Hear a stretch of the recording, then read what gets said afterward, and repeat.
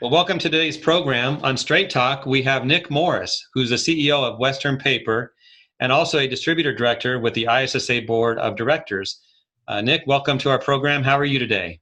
Well, geez, thanks for having me, Jeff, and thanks for that nice intro. You make me sound somewhat important. I don't really believe it all. We'll base what you say. We'll judge you on that. Okay, that's good. I'm in No, big but it's good to trouble. have you and to get your expertise. I know that you and I have worked together on other editorial projects, and we did have a series that covered the pandemic in the spring. So this is kind of a follow-up to that. Yeah. So maybe what you could do is just tell us a little bit about your company, Western Paper. Yeah, well, Western Paper, it's a terrible name. It really doesn't describe what we do at all. It describes the company that my dad and my father started back in the mid 1970s. They were a printing paper distributor. So they sold printing paper to printers and people that used a lot of copier paper and things like that. And then over time, the business expanded into industrial packaging products and cleaning supplies and equipment and food service disposables. A number of years ago, we sort of got a lot more focused as we went through some strategic planning. And really our focus is with cleaning supplies and equipment and food service packaging to some specific market verticals. And we cover a region out here in the kind of Rocky Mountain area. We're headquartered in Denver, Colorado, and we cover the state of Colorado, New Mexico, and Arizona. All right. Maybe you should rename it to Western Everything. Well, I don't know. I don't, in our region anyway, people tend to know our name. And so it hasn't ever made the list of the top 20 things to do to go change the brand. All right. Well, it's obviously working. You know, when the pandemic hit, you were an essential business. So tell us a little bit about that crisis and how you prioritized what you did for your clients. Yeah, I mean, as an essential business, I think it's interesting. We've had several incidences over the last few years where, it kind of gets thrown in our face how essential we are. And whether that's a big snowstorm that happens and, we've got to go above and beyond to make sure we're taking care of the community that we're in, or whether it's a big IT attack or something like that, it kind of brings things into focus really quickly for us. And so when this pandemic hit, I like to use the analogy that it was kind of like it's kind of like that announcement that you get on the airplane that a lot of us don't pay a lot of attention to, but the flight attendant goes through a thing that basically says something like, if there's a sudden loss of cabin pressure, the oxygen mask is going to drop down, and please put it on yourself first, and then you can take care of the people around you. And I think that's what we did as we came into the pandemic. We were like, oh my gosh, all this crazy stuff's going on. We need to make sure that first and foremost, we're taking care of ourselves and our team and keeping them safe. And then we can go out and be able to take care of others and take care of our community. So, initially we had to, get more than 50% of our office staff out of the office and working remotely. That wasn't something that we had a lot of experience in doing, but within a few short days, everyone rallied and we were able to do that. And we've been functioning very well ever since. Certainly we have a lot of distribution folks, people working in our warehouses and in our doing deliveries, and, they're essential and they've had to show up to work every day along with a lot of us, just being in the middle of it all. And then really quickly on the fly, we noticed that the supply chain was broken. And really quickly we had to come up with allocation procedures. And so we needed to make sure that we put processes in place so that we could ensure that those healthcare facilities and the first responders and our grocery customers were able to get the critical things that they needed so that they could serve, the community. I think that was early on. We had to really do that. And we were able to demonstrate that back to a lot of our key suppliers so that they could see that we were actually able to get their product to the people that were most in need. And I think as a result of that, we were able to kind of get what we needed to take care of people. Mm-hmm. On top of that, though, we had to, with the supply chain being broken, we had to go out and source all sorts of alternative suppliers and get into different things. It's been an interesting journey. It has been. It's not a long journey, but it feels like it with this pandemic that we're in. Yeah. Back in the spring, when you helped me with an article about challenges that distributors faced, you mentioned that we all need to stay calm, positive, and keep the energy up. Yeah. Has that been happening? Have you been seeing that?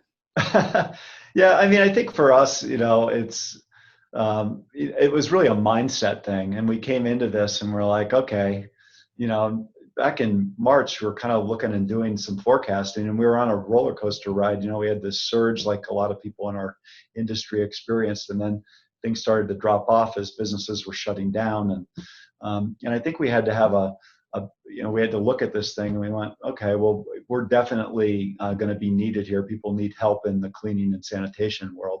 And even though a number of our customer market segments are going to be way down and way off, I think we realized that long term, there was a real need for us to step up. And so again, we took care of ourselves.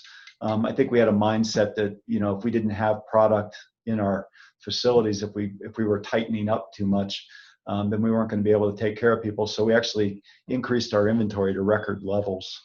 And then, this event, it wasn't a short-term event. I think early on we were thinking that maybe there was going to be kind of like a V snapback, and people were going to shut down, and then things were going to quickly reopen and life would return to normal. And I think that hasn't played out like that. It's going to be, I don't even think we're probably right now at the halfway mark of the marathon that we're in. And so, yeah, I think that there were along this journey, particularly in the summer months, there were some people there, and probably including myself, getting a little bit fried because we were all working at a pretty high level on the front half of this thing. And I think we realized this summer that this is going to be going on for a bit, and we wanted to make sure that people were taking some time off, and things have more normalized now. And I do think that we kind of passed that stage where people were getting a little bit burned out, and we've kind of adjusted to the new normal. And I think for the most part we're seeing pretty decent attitudes, at least around our place. Now, The big challenge for us is trying to do that and help kind of lift people up in some of our customer segments, because some of our customer segments, things are kind of challenging right now, and it's trying to help them kind of be in the right mindset that it's not always going to be like that, and things are going to improve for them over time. Yeah, you're not just a supplier, you're also a consultant to many, I'm sure. Yeah, I think oftentimes our sales consultants out there feel like they're therapists too. And so it's just kind of helping pull people along and do the right thing. Right. Let's talk about ISSA for a moment. Now, you're on the board of directors, so no doubt you have some insight to the industry that many of us would like to learn about. But how has being an ISSA member, your company, helped you through the pandemic? Yeah, so ISSA is something I've been around for a really long time, and until I was asked to get a little bit more involved and on a committee and then on the board of directors, I don't think I really had any idea the scope of ISSA. This organization is vast and does a lot of great work, and has tons of amazing resources that are available to us. And fortunately, being on the board and being closer to knowing what's available to us as we've gone into this, crazy time with the pandemic, we were able to tap into a number of those resources. And, an investment that ISSA made last year in GBOC was really something at the beginning of this pandemic we started to hear more about. And at Western, pretty early on, we recognized that, our customer base, our community really had a need to be able to make sure that they had safe spaces, that their office buildings would be safe, or their hotel facilities would be safe, or the educational facilities would be safe environments for people to come into. So we came up with a program called Safer Spaces, and it really guides people, really step by step, kind of on what they need to do to have a safe space. And the basis of Safer Spaces, it starts with an assessment that someone would go through, and that's basically the initial GBOC star assessment that someone would run through. And then it kind of walks through these different phases of assessment: product and procedure recommendations, education and training, and then marketing. And marketing is where a customer could market back to their constituents about how their safest space. And certainly as part of that, our recommendation is that people look to GBOC Star as a third-party certification that they would utilize so that they can market that back to their constituents that they're safe. So that's been a big deal for us. Mm-hmm. I have a question that's maybe a little lighter than the rest that we'll wrap up with. It's about toilet paper. because when we did this article in the spring that you helped me with, you were the first distributor, I believe, that mentioned to me, and I didn't even ask the question, but you said, and yes, we have toilet paper, Yeah. because everyone was wondering, where is the toilet paper? And when you started it, Nick, I asked the others that I interviewed, and they're like, yeah, we do too, and but we didn't see it at the stores. It wasn't on the shelves. Yeah. How did that all play out? What's the story behind the toilet paper? Oh my gosh, the toilet paper! It was a crazy thing in March and even in April, and people couldn't get the stuff. And once we realized that we had some adequate supply of it, we actually opened our doors to the public to help people in the community. And for a couple of months, we had lines of cars in our parking lot coming up to get in line to buy toilet paper to go. And so, but there's been supply chain issues all along. There continues to be supply chain issues. Toilet paper is not a tough one these days. We have a couple of key suppliers that are having, challenges on some of the retail brands.